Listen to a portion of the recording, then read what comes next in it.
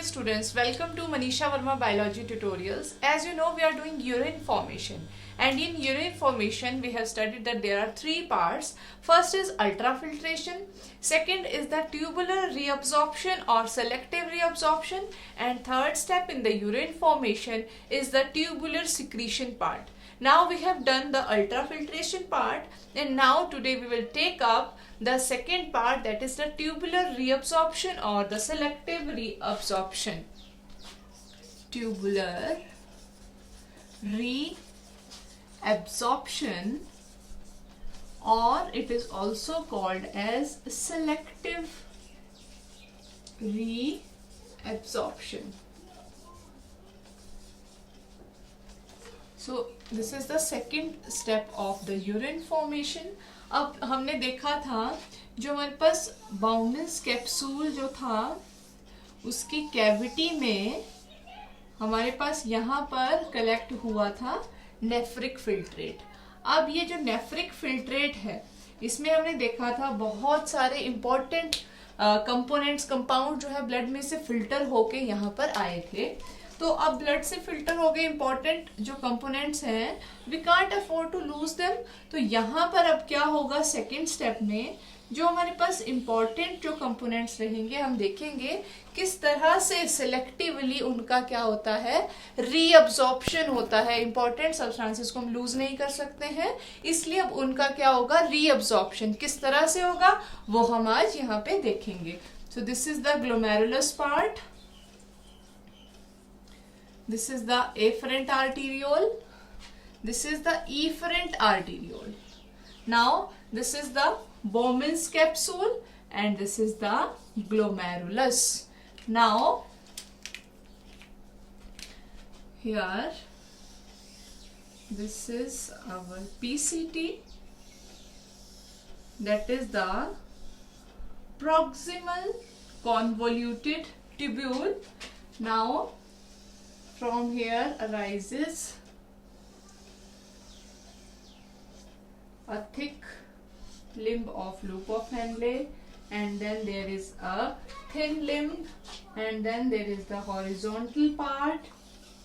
Again, here is the thin part of limb of loop of Henle. Again, there is the thicker part like this, and here it is the DCT. This is the collecting tubule, and then here is the collecting duct. So this is the collecting duct. This part is the DCT and this part is PCT. This is the loop of Henle. This is the thick limb of loop of Henle. This is thin limb, and this limb is also known as descending limb. Now this is the ascending limb. This is the thin ascending limb, and this is the thick ascending limb of loop of Henle. अब यहाँ पर हमने कहा हमारे पास यहाँ मौजूद है नेफ्रिक फिल्ट्रेट. Nephric filtrate. अब ये जो नेफ्रिक फिल्ट्रेट है हम देखेंगे किस तरह से इसमें चेंजेस आते हैं. अब यहाँ पर ये सारा जो फिल्ट्रेट है वो इस डक्ट के थ्रू पास होगा, और यहाँ पर जो हमको फ्लूइड जो मिलेगा लास्ट में, जो फाइनल जो मिलेगा प्रोडक्ट हमको, हम देखेंगे उसमें क्या क्या चेंजेस आते हैं. तो बेसिकली जब हमारा ये जो फिल्ट्रेट है वो यहाँ से होकर के गुजरता है तो तीन प्रॉपर्टीज जो है उसकी चेंज होती हैं. फर्स्ट, उसका कंपोजिशन चेंज होगा, कंपोजिशन. दूसरा जो चीज यहाँ पर चेंज होगी that is the osmotic pressure. Osmotic pressure. अभी हम यहाँ पर जब हम करेंगे इस प्रोसेस को तो हम देखेंगे किस तरह से ऑस्मोटिक प्रेशर में चेंजेस आएंगे. तीसरा जो यहाँ पर चेंज होता है दैट इज द पीएच. तो यहाँ से तो एक तरह से हम बोल सकते हैं ये नेफ्रिक फिल्ट्रेट की जर्नी है कहाँ से, यहाँ लुमेन ऑफ बाउमन कैप्सूल से लेकर के कलेक्टिंग डक्ट तक की जर्नी जो है उसमें क्या चेंज आएंगे उस प्राइमरी यूरिन या नेफ्रिक फिल्ट्रेट में, उसकी कंपोजिशन में चेंज आएंगे, उसकी ऑस्मोटिक प्रेशर चेंज होगा और उसकी पीएच में जो है वो चेंजेस आएंगे। अब किस तरह से चेंजेस आएंगे, कौन कौन से पार्ट इसके साथ एसोसिएटेड हैं, तो सबसे पहले जो ट्यूबुलर रीअब्सॉर्प्शन में हम बात करेंगे पीसीटी की। PCT that is the proximal convoluted tubule. सबसे पहले रीअब्सॉर्प्शन कहाँ पे स्टार्ट होगा हमारे पास, पीसीटी। तो पीसीटी में हम देखते हैं कि कौन कौन से सब्सटेंसेस हैं जिनकी रीअब्सॉर्प्शन यहाँ पर होगी। तो पीसीटी में जो रीअब्सॉर्प्शन होती है या एंटायरली जो रीअब्सॉर्प्शन है उसमें 3 तरह की कैटेगरीज रहती हैं। सब्सटेंसेस जो अब्सॉर्ब होंगे, जैसे हमने यहाँ बात की थी, यहाँ पे सोडियम भी आ गया है, पोटाशियम भी आया है, क्लोराइड है, यहाँ पर अमाइनो एसिड हैं, ग्लूकोज हैं, विटामिन्स हैं, सभी तरह के प्रोडक्ट्स हैं। अब उनको हम लूज तो नहीं कर सकते, हमें उनको क्या कराना है, रीअब्सॉर्ब। लेकिन उनकी जो रीअब्सॉर्प्शन है वो किस बेसिस पर होगी, तो पीसीटी में बात कर रहे हैं हम। सबसे पहले पीसीटी में जो रीअब्सॉर्प्शन होनी है उसमें 3 कैटेगरीज हमारे पास हैं। First category is high threshold. High threshold, तो हाई थ्रेशोल्ड कैटेगरी में हम कौन से सब्सटेंसेस को लेंगे, ऐसे सब्सटेंसेस जिनका कंप्लीट एब्जॉर्प्शन होता है। ब्लड जो आपके पास जो फिल्ट्रेट यहाँ पर है, ऐसे सब्सटेंसेस जिनका कंप्लीट रीअब्जॉर्प्शन होता है उनको कहते हैं हाई थ्रेशोल्ड सब्सटेंसेस। तो उस कैटेगरी में हमारे पास, हाई थ्रेशोल्ड कैटेगरी में हमारे पास आते हैं ग्लूकोज, अमाइनो एसिड्स। ठीक है, तो ये वाली जो हमारे पास ग्लूकोज, अमाइनो एसिड, ये हाई थ्रेशोल्ड सब्सटेंसेस है। Means so glucose, amino acid, vitamins, hormones etcetera, तो ये हमारे पास आते हैं हाई थ्रेशोल्ड में। और हाई थ्रेशोल्ड मींस ऐसे substances whose complete absorption takes place, complete absorption। तो कंप्लीट एब्जॉर्प्शन होती है, 100% एब्जॉर्प्शन जो है इनकी यहाँ होती है। तो फॉर एग्जांपल अगर मैं ग्लूकोज की बात करूं, तो ग्लूकोज जो हमारे पास, ग्लूकोज का जो कंपोजिशन रहता है ब्लड में, दैट इज 180 mg पर 100 ml ऑफ ब्लड। तो ये हमारे पास ग्लूकोज का कंपोजिशन रहता है। तो हमारे पास जो ब्लड में, जो यहाँ पर फिल्ट्रेट में जो हमारे पास ग्लूकोज मौजूद है वो रीअब्सॉर्ब होगा। कब तक रीअब्सॉर्ब होगा, जब तक कि 100 ml ब्लड में उसकी कंसंट्रेशन 180 mg नहीं हो जाती। तो हाई थ्रेशोल्ड का मतलब ये नहीं है कि अगर जो हमारे पास बहुत सारा भी फिल्ट्रेट में शुगर मौजूद है तो वो भी क्या है, रीअब्सॉर्ब होता रहेगा। जैसे डायबिटीज के पेशेंट्स में आपने देखा होगा, जो शुगर डिटेक्ट की जाती है वो कहाँ से टेस्ट होता है, यूरिन में टेस्ट होता है। तो जब डायबिटिक पेशेंट होता है तो उसके ब्लड में शुगर का लेवल बहुत ज़्यादा हाई होता है, रिक्वायर्ड लेवल से बहुत ज़्यादा हाई होता है।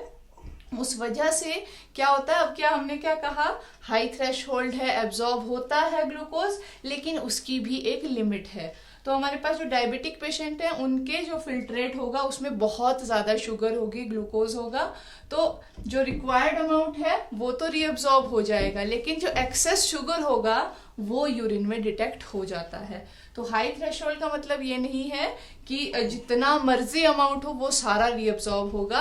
एक रिक्वायर्ड जो ब्लड में क्वांटिटी है वो एब्सॉर्ब होगी, लेकिन एब्सॉर्प्शन कैसी होगी, 100% या कंप्लीट एब्सॉर्प्शन जो है यहाँ पर इट विल टेक प्लेस। तो ये आ गया हमारे पास high threshold category.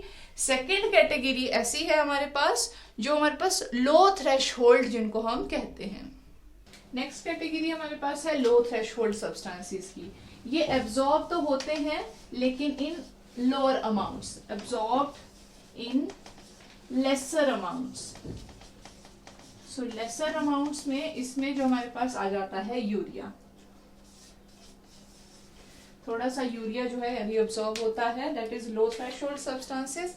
Third category हमारे पास है non threshold substance. So non threshold substances में ऐसे सब्सटेंसेस आएंगे which are not at all absorbed, not at all absorbed. तो तो इसमें हमारे पास आएंगे waste, for example creatinine. So ये थी हमारे पास पीसीटी रीअब्जॉर्प्शन की कैटेगरीज। अब हम देखेंगे एब्जॉर्प्शन किस तरह से होती है। सो ये हमारे पास है पीसीटी। अब देखेंगे हम पीसीटी में जो एब्जॉर्प्शन है वो कैसे होती है। तो पीसीटी की हम सेलुलर डिटेल्स जो है वो कर चुके हैं कि पीसीटी के जो सेल्स होते हैं दे हैव अबंडेंट माइटोकॉन्ड्रिया, बहुत सारे माइटोकॉन्ड्रिया होते हैं, क्योंकि यहाँ पर हमें चाहिए एटीपी की बहुत सारी सप्लाई। क्यों चाहिए? क्योंकि हमें क्या करना है, यहाँ पर रीअब्जॉर्प्शन करना है, उसके लिए एनर्जी चाहिए। और साथ ही यहाँ के जो सेल्स होते हैं they have abundant microvilli, finger like projection on their surface.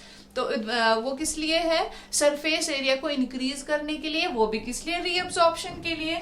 तो यहाँ पर जो हमारे पास ग्लूकोज है, अब यहाँ पर जो फिल्ट्रेट में ग्लूकोज है वो यहाँ रीअब्सॉर्ब हो गया, तो ये अमाइनो एसिड जो है रीअब्सॉर्ब हो गए। ये दोनों ही सब्सटेंसेस 100% जो है यहाँ पर रीअब्सॉर्ब हो गए। हुए कैसे? Through active transport. Active transport, तो एक्टिव ट्रांसपोर्ट में active transport needs energy in the form of ATP, और एटीपी कहाँ से आ रही है? जो सेल्स में बहुत सारे माइटोकॉन्ड्रिया है वहां से। तो glucose, amino acid, hormones etcetera, vitamin, इन सब का क्या हो जाता है? 100% रीअब्जॉर्प्शन यहाँ पर हो जाता है। अब दूसरी कैटेगरी हम देखते हैं जो हमारे पास आइंस वगैरह है उनकी। तो यहाँ पर एक्टिव ट्रांसपोर्ट से ही सोडियम और पोटाशियम जो है इनकी भी रीअब्जॉर्प्शन हो जाती है। तो सोडियम और पोटाशियम जो हमारे पास 70 to 75% जो सोडियम और पोटाशियम है वो यहाँ पे रीअब्जॉर्ब हो जाता है थ्रू एक्टिव ट्रांसपोर्ट। तो एक्टिव ट्रांसपोर्ट के थ्रू क्या क्या रीअब्जॉर्ब हुआ? Glucose, amino acid, sodium and potassium. और यहाँ पर और क्या है इस फिल्ट्रेट में? यहाँ पर है क्लोराइड आइन। तो क्लोराइड जो आइंस हैं दे डिफ्यूज पैसिवली डिफ्यूज। तो सिंपल जो फिजिकल प्रोसेस होती है डिफ्यूजन की, उसके थ्रू क्लोराइड आइन जो है रीअब्सॉर्ब हो जाता है। सो यहाँ पर ये हुआ हमारे पास क्लोराइड का पैसिव डिफ्यूजन। फिर वाटर जो यहाँ पर है, वाटर की रीअब्सॉर्प्शन होती है through osmosis. So osmosis I have also told you in my previous videos, and osmosis क्या होता है? It is movement of solvent from a region of its higher concentration to lower concentration। तो water जो है वो osmosis के through यहाँ पर मूव कर जाता है, रीअब्सॉर्ब हो जाता है।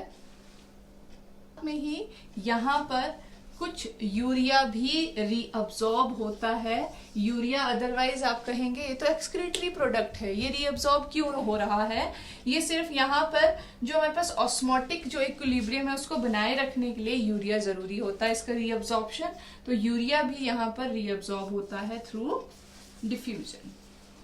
सो ये कैटेगरीज हमने कर ली कि कौन कौन से सब्सटेंस जो है वो पैसिव प्रोसेस से डिफ्यूज होते हैं। सिंपल डिफ्यूजन है, ऑस्मोसिस है, क्लोराइड आइन इस तरह से होता है। बाकी के आइन जो है और वो जो मटेरियल है ये एक्टिव ट्रांसपोर्ट के थ्रू रीअब्सॉर्ब होते हैं।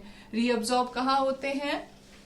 हमने देखा था जो हमारे पास ब्लड सप्लाई जब हमने नेफ्रॉन की देखी थी, again I have told you about blood supply in the previous videos. So यहाँ पर हम एक पेरिट्यूबुलर कैपिलरी नेटवर्क एक बनाया था। तो ये जो सब्सटेंसेस जो रीअब्सॉर्ब हो रहे हैं वो उस पेरिट्यूबुलरी कैपिलरी नेटवर्क के ब्लड में जाकर के वापस जो है वो ब्लड में चले जा रहे हैं।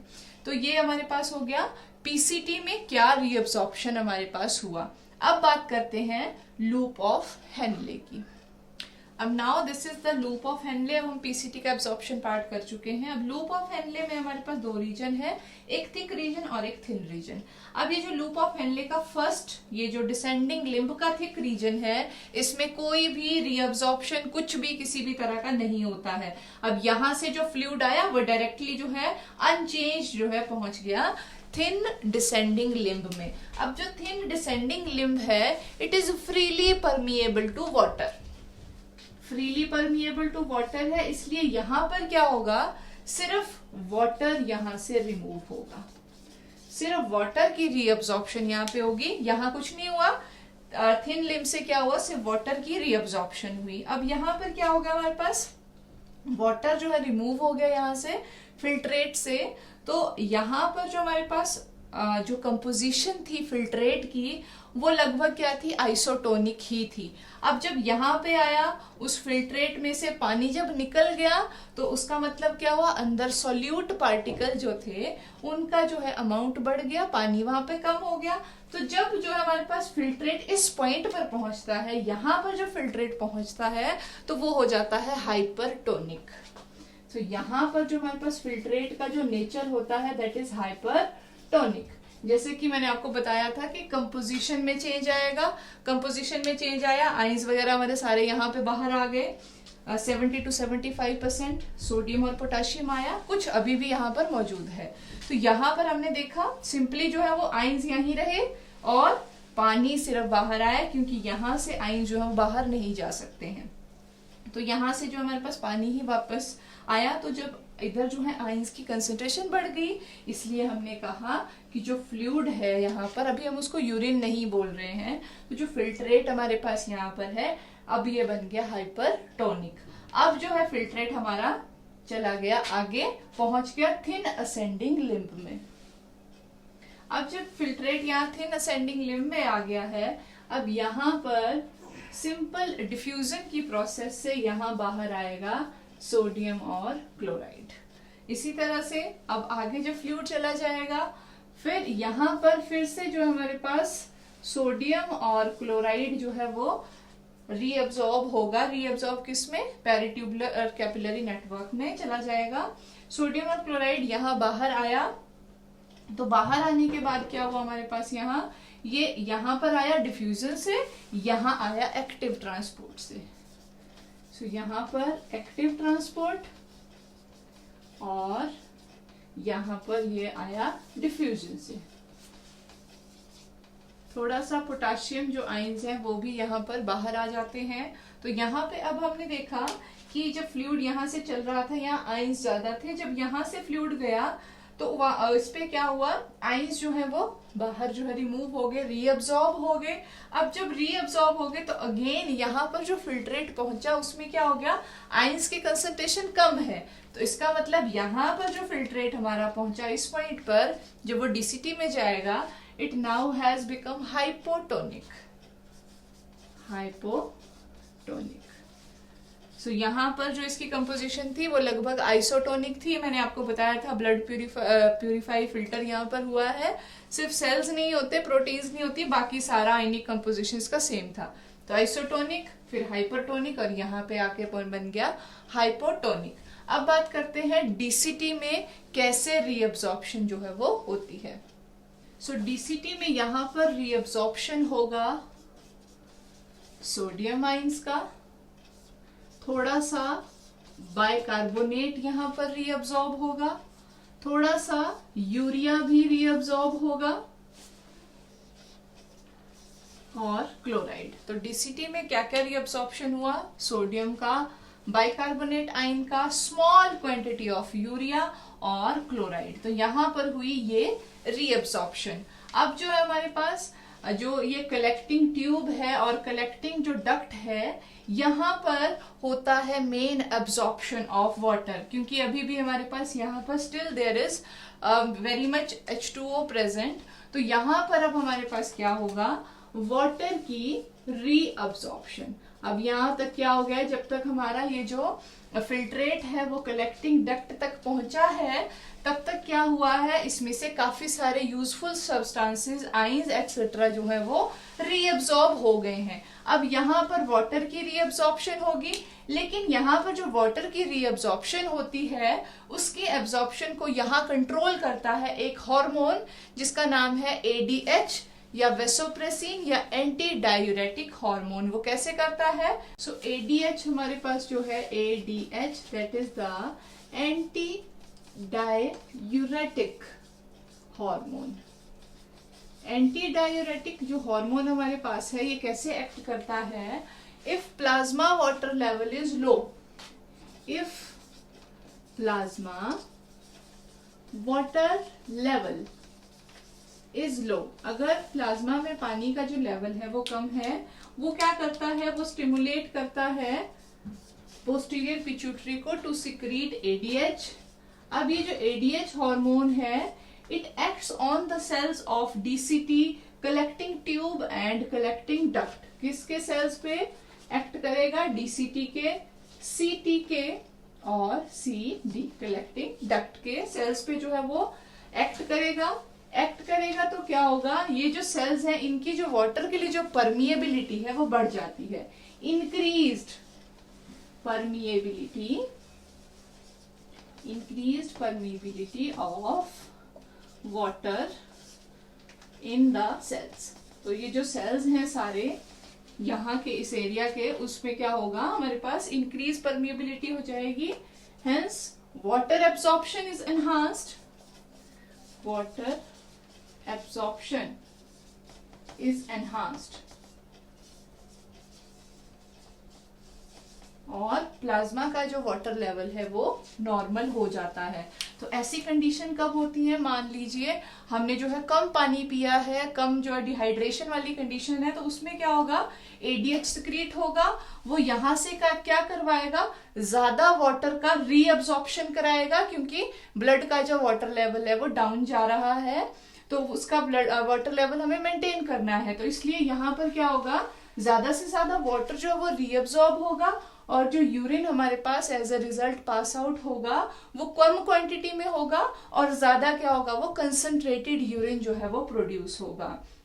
तो इस तरह से वाटर की एब्सॉर्प्शन एनहांस होगी। अब सेकंड केस क्या है, अब वाटर की एब्सॉर्प्शन एनहांस हो गई है, हमारे पास जो प्लाज्मा का वाटर लेवल है वो अब क्या हो गया है, नॉर्मल हो गया है। जब वो नॉर्मल हो जाएगा तो क्या होगा, एडीएच की जो सिक्रीशन है वो रुक जाएगी। तो हमारे पास जो डीसीटी और सीटी और सीडी है, इनके जो सेल्स हैं वो जो नॉर्मल एब्जॉर्प्शन अब करेंगे, इंक्रीज एब्जॉर्प्शन नहीं होगी। एब्जॉर्प्शन यहाँ के सेल करते ही हैं लेकिन ज्यादा अब नहीं करेंगे, क्योंकि हमारे पास there is lot of water. तो अब जो हमारे पास जो यूरिन जो एक्सक्रीट होगा बाहर, जो फाइनल यूरिन जो पास आउट होगा वो कैसा होगा, it will be a dilute urine with lots of water. तो इस तरह से एंटी डायरेटिक हार्मोन जो है काम करता है और इस तरह से वाटर की एब्जॉर्प्शन जो है हमारे पास होती है। तो अब प्लाज्मा वाटर लेवल जो है वो नॉर्मल अगर है तो एडीएच जो है वो सिक्रीट नहीं होगा, तो हमारे पास dilute urine will be produced. तो डाइल्यूट यूरिन क्यों प्रोड्यूस होगा, क्योंकि वाटर जो है ज्यादा रीअब्सॉर्ब नहीं होगा, क्योंकि वाटर लेवल जो है वो नॉर्मल है। तो इस तरह से ये हुई हमारे पास ट्यूबुलर रीअब्सॉर्प्शन, मींस ट्यूब्यूल के अंदर कहाँ पर किस तरह से जो है सब्सटेंसेस, इंपॉर्टेंट सब्सटेंसेस हमारे पास रीअब्सॉर्ब हुए। तो इस तरह से अभी फाइनल यूरिन बनने के लिए हमारे पास एक और स्टेप रहता है, दैट इज ट्यूबुलर सिक्रीशन।